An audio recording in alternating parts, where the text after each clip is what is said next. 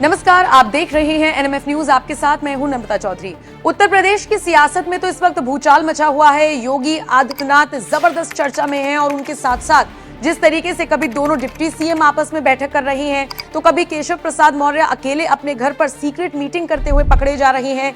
योगी आदित्यनाथ इन सारी चीजों से बेखबर हैं। इसको लेकर प्रदेश की जनता में थोड़ा टेंशन का माहौल है।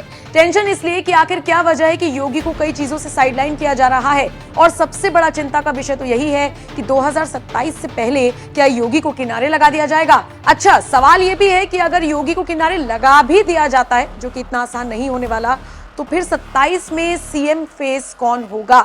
इन सब चर्चाओं के बीच आरएसएस की एंट्री हो गई है। खबर ये मिल रही है कि आरएसएस के पदाधिकारियों ने अपने हाथों में कमान ले ली है और वो यूपी के इस झगड़े को सुलझाने के लिए आगे आ रही हैं। दूसरी तरफ मोदी सरकार का एक फैसला आता है जिसमें 58 साल पुराना फैसला पलट दिया जाता है। पहले केंद्रीय कर्मचारी आरएसएस की गतिविधियों में हिस्सा नहीं ले पाते थे। इंदिरा गांधी का यह फैसला था, वो चाहती थी कि कर्मचारी अपना काम करें, राजनीति में ना पड़े। उस फैसले को भी मोदी सरकार ने पलटकर आरएसएस को खुश करने की कोशिश की है। हालांकि इन सबके बीच आपको बड़ी खबर बताते हैं। केंद्रीय कृषि मंत्री शिवराज सिंह चौहान ने योगी आदित्यनाथ से मुलाकात कर यूपी के सियासी पारे को एक बार फिर से हाई कर दिया है। देखिए, शिवराज सिंह चौहान वो नेता हैं जिनका मध्य प्रदेश में दबदबा है। अंदाजा आप इसी से लगाइए कि जब उन्हें साइडलाइन किया गया, उसके बाद जब उन्होंने सांसदी का चुनाव लड़ा, इसी बार की मैं बात कर रही हूं, तो लगभग 8.5 लाख वोटों का अंतर था और इस अंतर से उन्होंने जीत दर्ज की।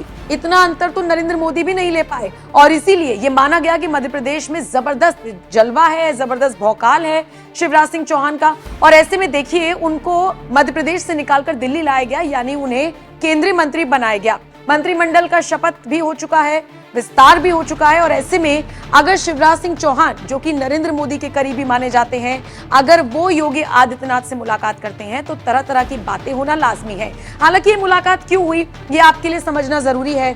दरअसल केंद्रीय कृषि मंत्री शिवराज सिंह चौहान भारतीय प्राकृतिक कृषि पद्धति कार्यक्रम में हिस्सा लेने के लिए लखनऊ पहुंचे थे, और जब लखनऊ आएंगे तो निश्चित तौर पर योगी आदित्यनाथ से तो मुलाकात करेंगे ही।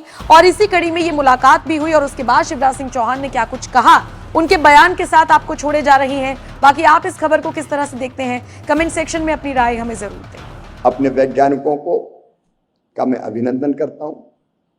जो परिस्थितियां थी उसमें उन्होंने बहुत बेहतर काम किया, लेकिन इसके साथ अब ये सोचने की जरूरत है कि उत्पादन बढ़ाते हुए घटाए। और ये हो सकता है, आचार्य जी अब तो मैं बेताब हूं, वो कुरुक्षेत्र चलना है, क्योंकि मैंने सुना है, देखा नहीं अब तक। साही जी मुझे आज और बता रहे थे कि वो पूरी टीम लेके गए थे, क्योंकि आपने प्रयोग करके दिखाए बिना केमिकल फर्टिलाइजर के उत्पादन भी बढ़ाया जा सकता है और गुणवत्ता तो अद्भुत होती है।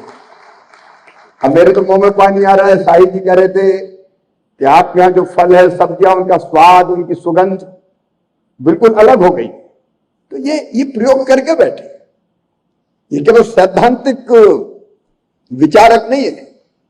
इनने अपनी 200 एकड़ जमीन में कुरुक्षेत्र में जो प्रयोग किए हैं, आज वो हमारे लिए मार्गदर्शन का काम करेगा। और एक और प्रयोगशाला बनेगी हमारे कृषि विश्वविद्यालय, योगी जी बता रहे थे।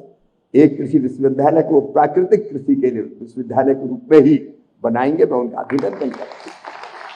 हमारे कृषि विश्वविद्यालय, हमारे कृषि महाविद्यालय, एग्रीकल्चर कॉलेज और हमारे कृषि विज्ञान केंद्र, इनको हम प्रयोगशाला बनाने की दिशा में काम करेंगे, ताकि ये प्रकाश स्तंभ का काम करे बाकी लोगों के लिए। और उसके साथ साथ वो प्राकृतिक खेती करने वालों के, किसान के जो खेत है, वो भी प्रयोगशाला होंगे। भाभी दूसरों को सिखाएंगे। जो प्राकृतिक खेती अपनाएंगे उनको विधिवत प्रशिक्षण देने का काम करेंगे।